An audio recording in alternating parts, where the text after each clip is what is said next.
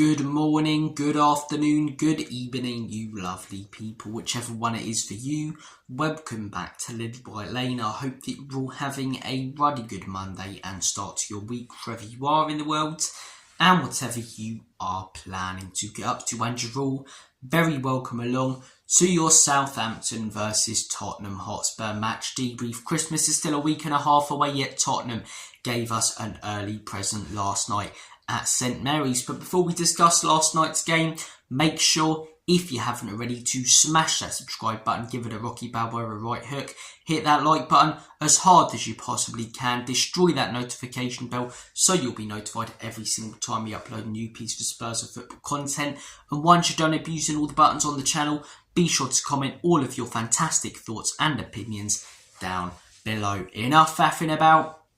In the words of Joe from Reservoir Dogs, alright Ramblers, let's get rambling. Southampton 0, Tottenham Hotspur 5. That was the full-time score last night. A great performance from Ange Postecoglou's Spurs side. It really was. First half I thought we were absolutely fantastic. Second half took our foot off the gas pedal, but I don't blame, as I say, the manager for telling the players to calm it down a little bit in the second half, conserve energy, save it up for the big game on Thursday night in the Cup against United. But that first half was scintillating stuff from Spurs. It really was. And our best player by a country mile for me was James Maddison. There were some really good performances out there, but James Maddison stole the show. He really did. And he hit bullseye within 30 seconds. A fantastic goal. Brilliant through ball by Jed Spence. I'll get onto his performance in a bit. James Maddison puts it in the back of the onion bag. He was just involved. Maddison's at his best when he gets himself involved and he doesn't wait for other people to get him involved. When he's just making runs constantly all over the pitch, linking up players, say, when everything is going through James Maddison, that's when this Tottenham side really click. You look at most of our best performances and biggest wins under Ange Postecoglou, it's when James Maddison's having a good day. As I say, we do rely on this guy because when he's off it, we do tend to really struggle. We do. Him and Kulusevski for me are absolutely crucial. They really are to our attacking play. And Maddison was on it yesterday and we played some really sweet and lovely stuff. We really did. It was lovely jubbly football from Tottenham. Linking up players, to say, for the other goals. And then that fifth goal. One of our best goals this season, as I say, to keep it in play and then put it in the top corner, top bins, they say on Soccer AM. It was a fantastic finish from James Maddison. A brilliant performance. The problem with Maddison has always been consistency for me. He's a luxury player. On his day, there's not many better, but his day is every 2 or 3 weeks. When you have someone like Odegaard, who isn't as good of a player as Maddison for me, doesn't have as much ability, but every single game he'll play, he'll put in a good performance, you know? De Bruyne in his prime, every single game that he played, he'd put in a good performance. Maddison could be at the level of those players if he was consistent, but he's not. Every 2 or 3 weeks he'll have an unreal performance, but he doesn't do it consistently enough. Then he'll ghost in a game against a big side, for example, you know?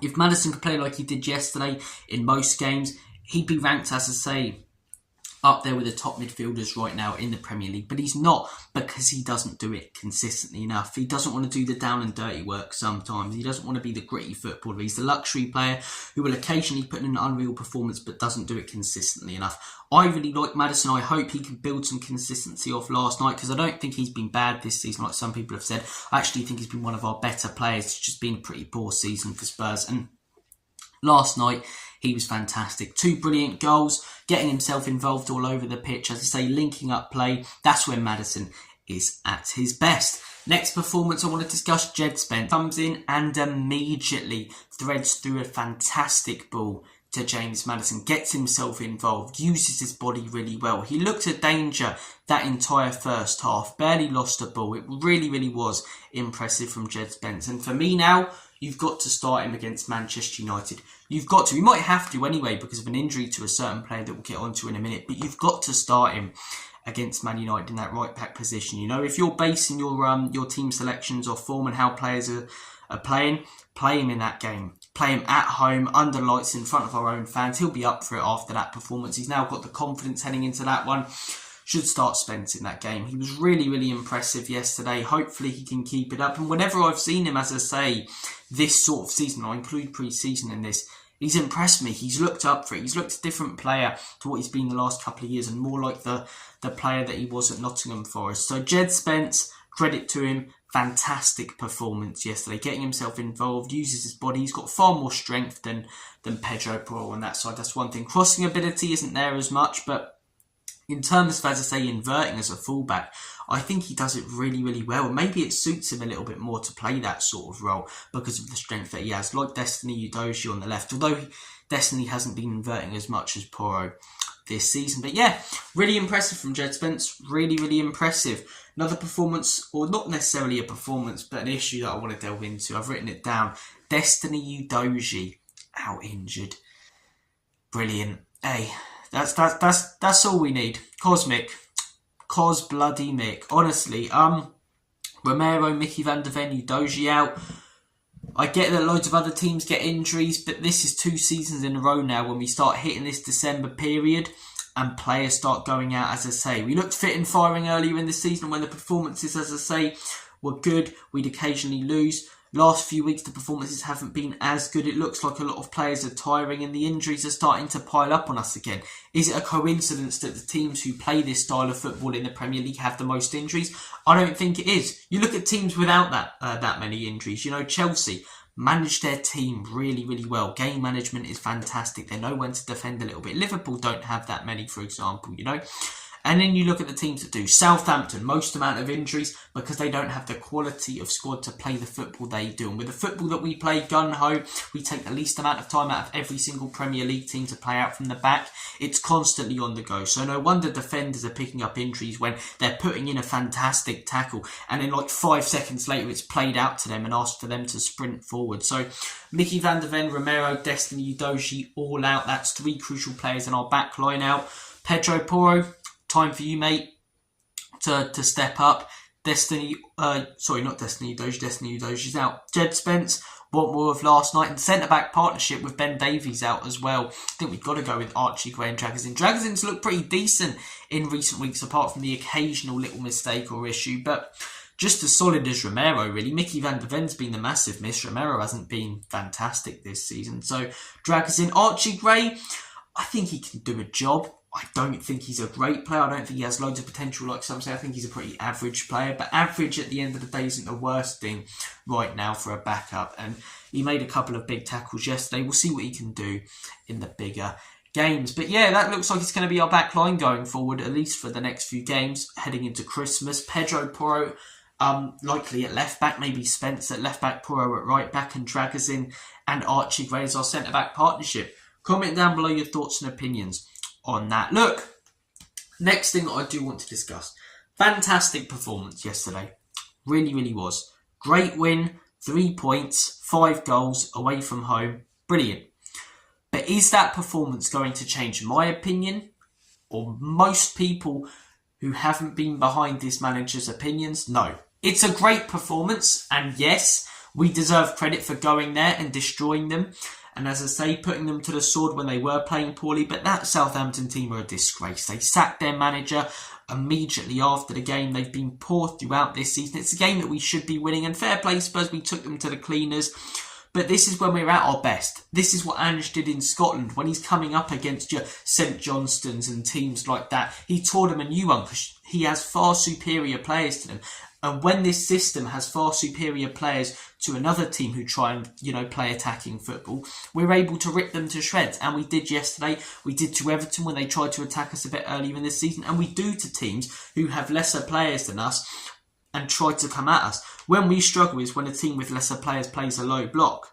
And we sort of have to change it and we don't really know what to do. We really struggle attacking a low block. When we play this football against teams who have better players than ours and there's no adapting, then they're able to score more because they have more quality, It was a great result, great win yesterday. I'm not going to say expected because I was still a bit cautious and 5-0 is fantastic, but it doesn't change my opinion. I don't know, about other people. I can't speak for them, but I'm not sure it's going to change many people's opinions on this manager who haven't trusted him. For me, we need consistency. That's what I've said. And this win's nowhere near as big as previous ones, but we had the 4-0 against City. We had the 4-1 against Villa. We've had some big wins this season, and we followed it up with absolute horse shit. So it's all about how we follow this up. and it's all about the next few games. If we can go on and win like 3 or 4 games in a row, get ourselves into the Carabao Cup semi-final, maybe my opinion slightly starts to change, but we're still sort of mid-table, still dropping points whenever we come up against decently set up sides this season. I still think the manager is tactically inept. He's not consistent enough with his decisions. And as I say, we come up against a team like Southampton, worst team in the league, who try and attack us. We're always going to rip them to shreds, you know. 5-0, probably more than I expected, but we were going to win that game when they decided to play that way. How are we going to do against a team that sits back a little bit? Forest don't have as good players as us, but brilliantly managed right now. But funnily enough, Nuno, who we sacked a few months into his job, that's going to be a tough game. How are we going to set up against them? A team with a big man up top, quick wingers, as I say, we're going to counter-attack us and sit back and play a low block, you know? Probably struggle, so we need to do it more consistently under Ange. 1 win isn't going to change my opinion, especially when you consider it's against Southampton, but you can only play what's in front of you, and yesterday was really impressive. And for yesterday, credit to the manager and credit to a fair few players, as I say, the likes of Spence, the likes of Maddison, Son, who I thought was fantastic as well, drag us in, you know, Pape Matar, who I thought was excellent. So, really, really good win, but can't read too much into it. The proof will be in the pudding when it comes to the Man United game, the Forest game, and the Liverpool game next weekend. And those are our next 3 games, crucial 3 games. We win all 3, as I say, put ourselves in a good position to finish the year stronger than we expected. Lose all those games, I think Ange is gone.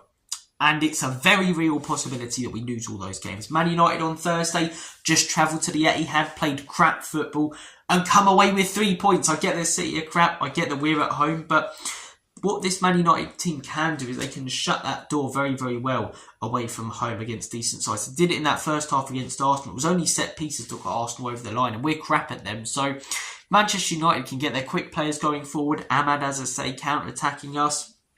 I think they'll cause us some real problems at home. Liverpool, best team in the league right now. I'm not holding up much hope in that one. And then Forest away. Probably, I would say, because it's away, because of their form, the toughest game out of the 3, the one that I'm least confident about. And it's on Boxing Day as well, man.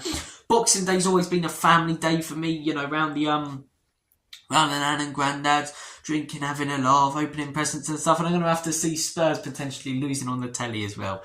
Fantastic. But yeah, I think those next 3 games are going to be crucial. The proof will be in the pudding when we look at the results in those games. One last thing, Levy out chant sung by away fans. It's good. It's really good to see that, because I was expecting Levy out. Spurs go 3-0 up. Ange Postecoglou, allez. But the Levy out chants were constantly there throughout the game. Levy was in the stadium. We know how he hates those chants. We know how much he hated it at Manchester United. He hates the pressure, because that's not even because, it's my own fans disliking me, but that's when his mind starts to go about, what if the NFL see this? What if brands see this? What if brands look at this reputation, don't really want to associate with me, you know? That's how you put pressure on these owners, and fair play to the away fans. I don't think we're going to be able to do it as much as we want to at home, because 60% of the fans, probably 70 in all honesty, go for a day out, and the 30% hardcore, as I say, you know, some of them will protest outside the stadium, some of them won't say a word. But yeah, I think the home atmosphere is going to be hard to send a message to the owners. Away from home, we can definitely do it though. I'll always do my bit on this channel promoting Levy and Nina Out protest. There's one. Attend if you can. As I say, I'm going to promote it right now on the Liverpool game. Check it out. Read up on it, as I say, on Twitter, on social media. Just attend if you can. And if you can't, promote it like I'm going to be. As I say, I've been promoting the movement for years on YouTube, doing everything I can to help out. And it's going to be no different, as I say, now that it's ramping up again. But yeah, Levy out chance, crucial next few for Spurs. Can't read too much into the Southampton game, but a lovely, jubbly 3 points. Great performances.